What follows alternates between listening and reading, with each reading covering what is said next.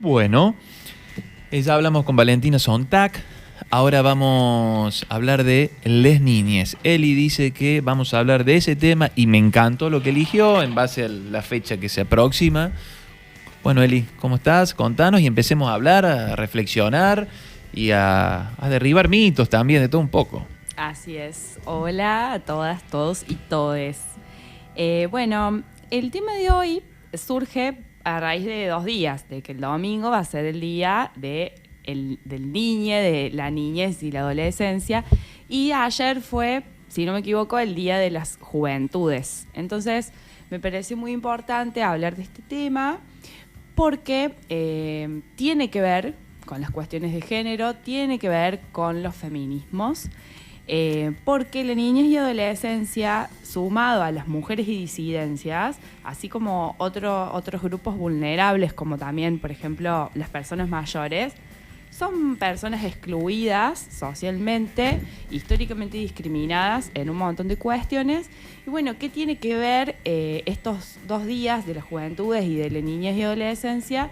Que por ahí se usan como con un fin comercial o para pasar un día, digamos, sí, con la niñez y la adolescencia de la familia, pero me parecía importante hacerlo desde un enfoque de derechos, o sea, hablar de esto desde un enfoque de derechos.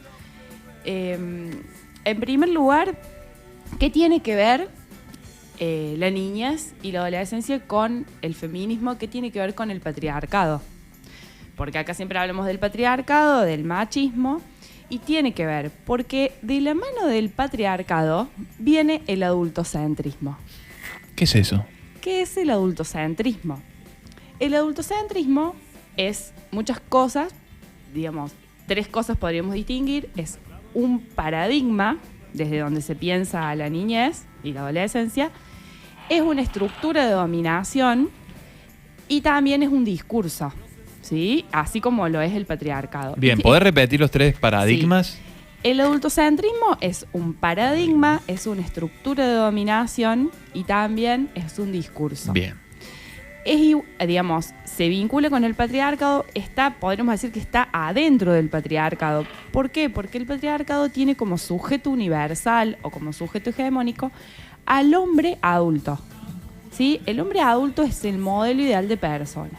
Y esto, así como excluye desde un punto de vista patriarcal a las mujeres y disidencias, excluye a los niños, niñas. Claro.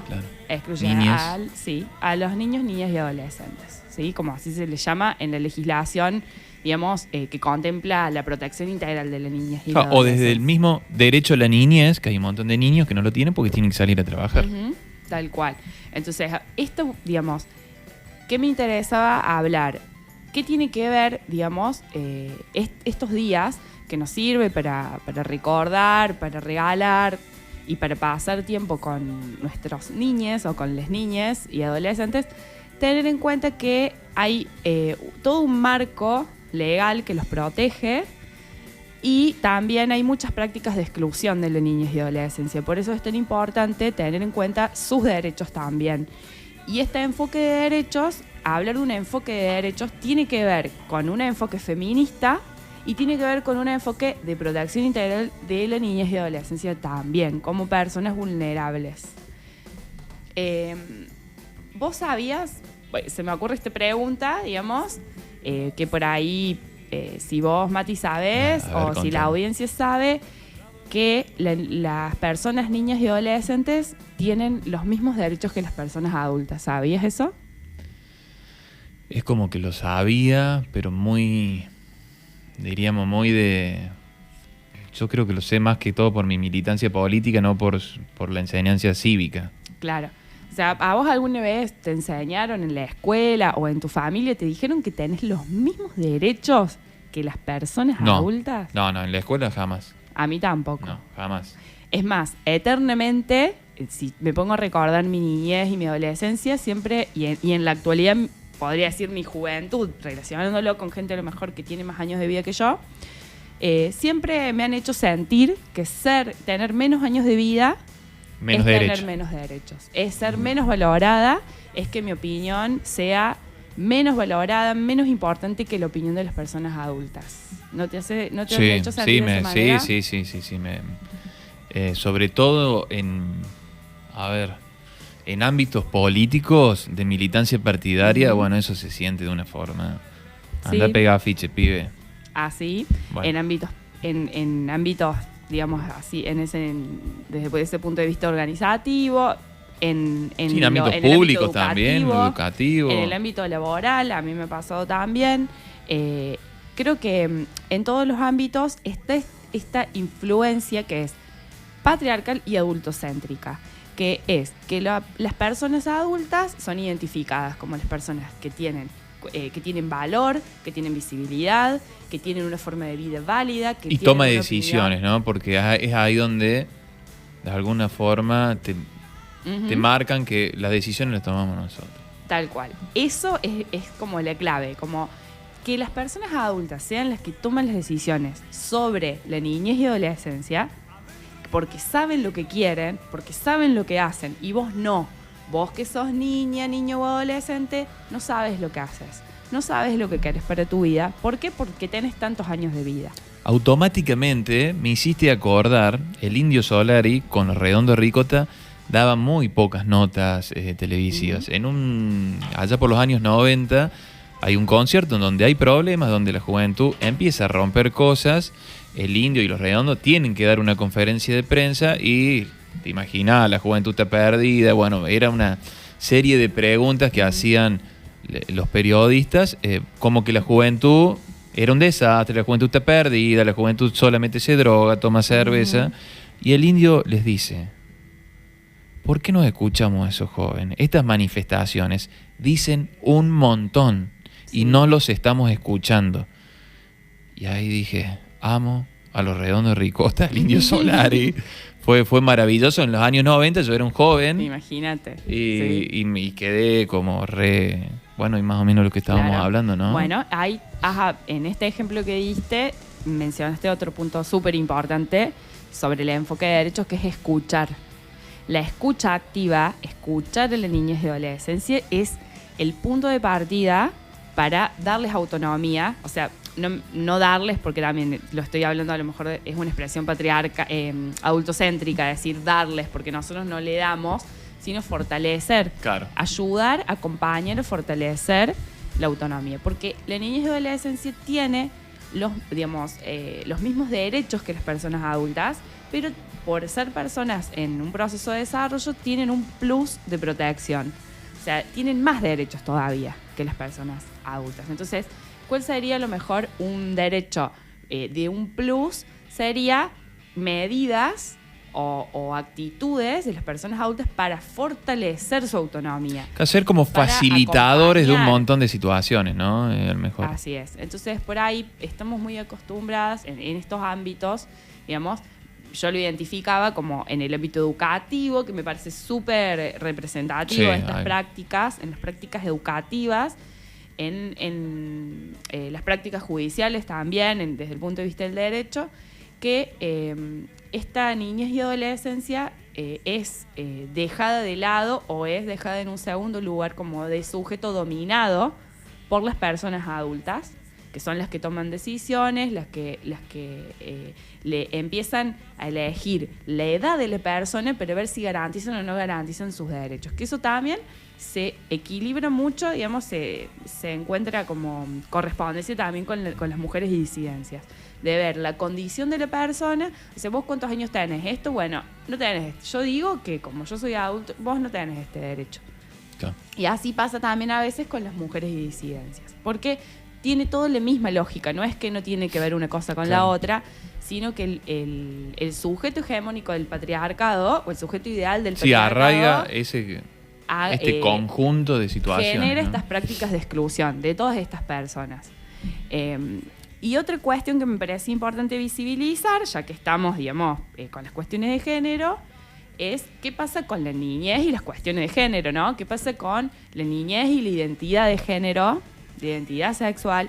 ¿Qué pasa con los derechos sexuales de la niñez y adolescencia? ¿Lo leo? Sí.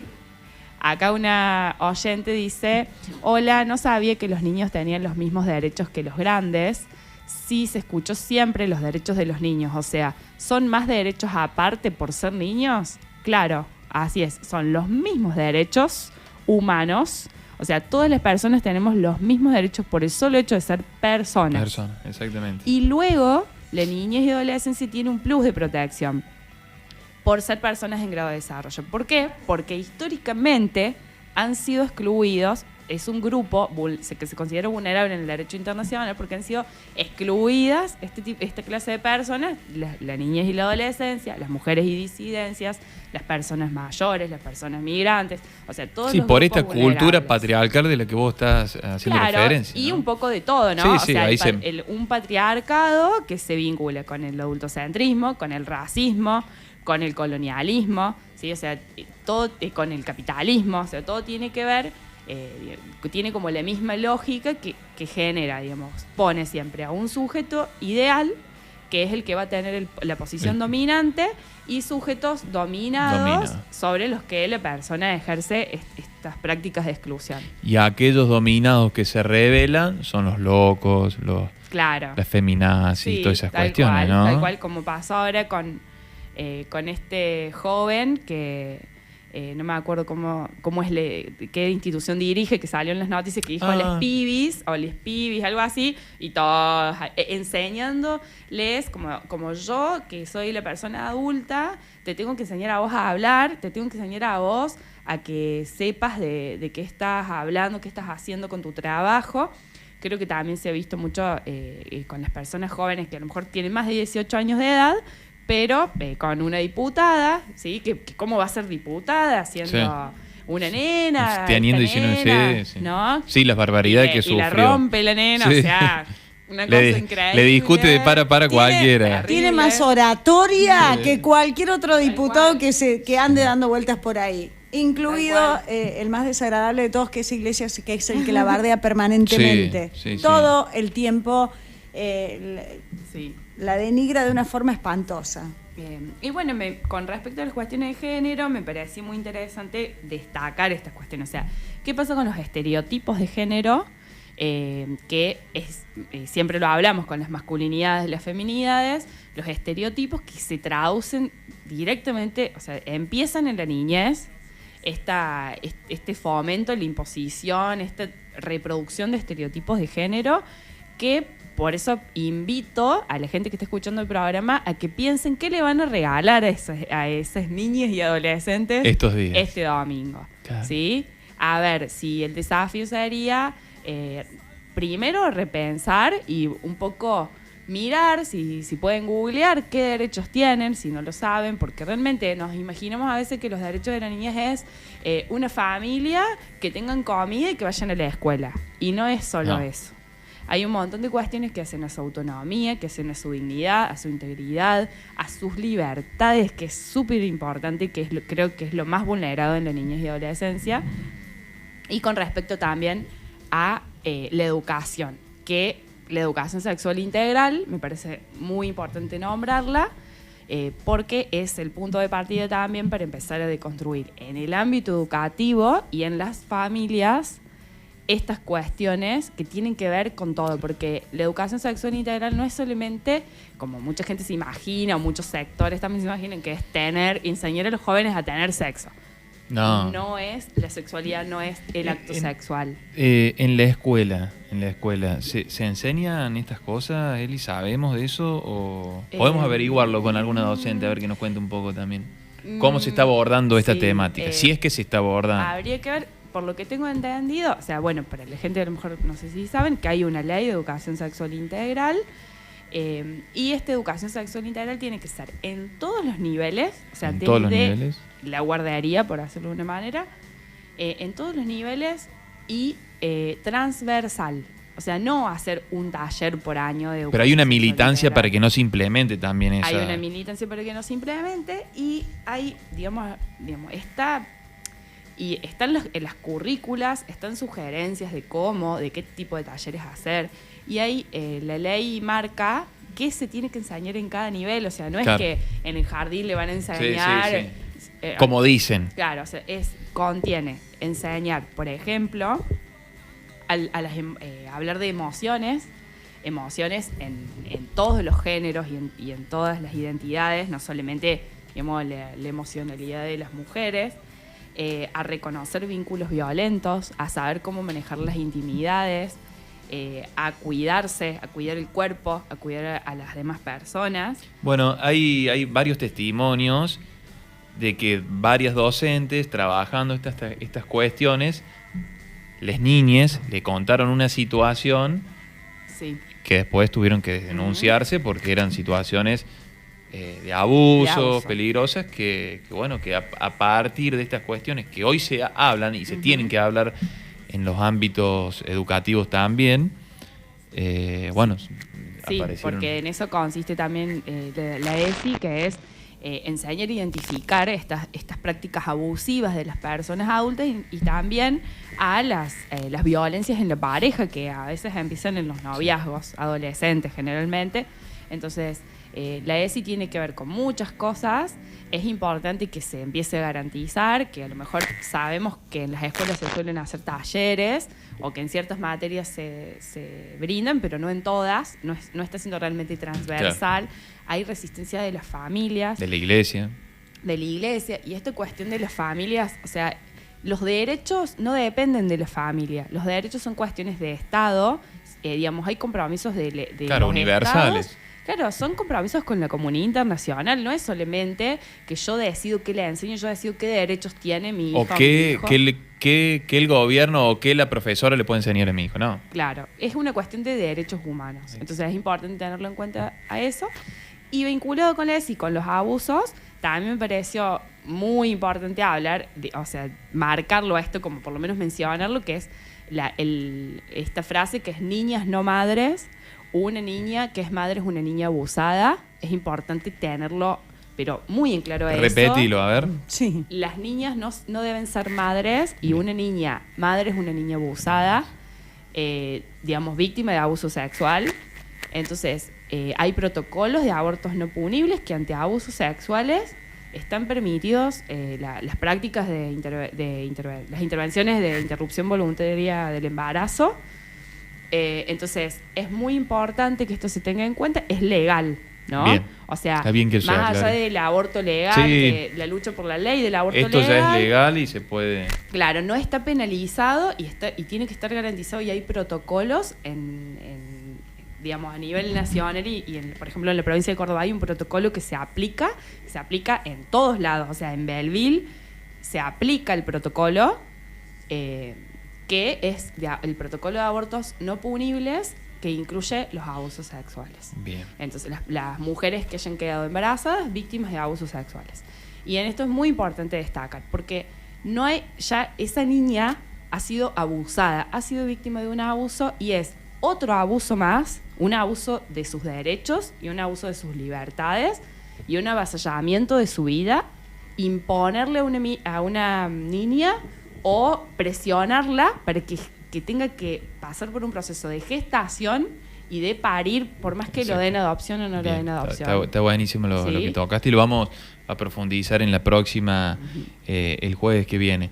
Eli, como siempre, muchísimas gracias. Nos invita a reflexionar. Uno se va después de la charla con Eli pensando mucho.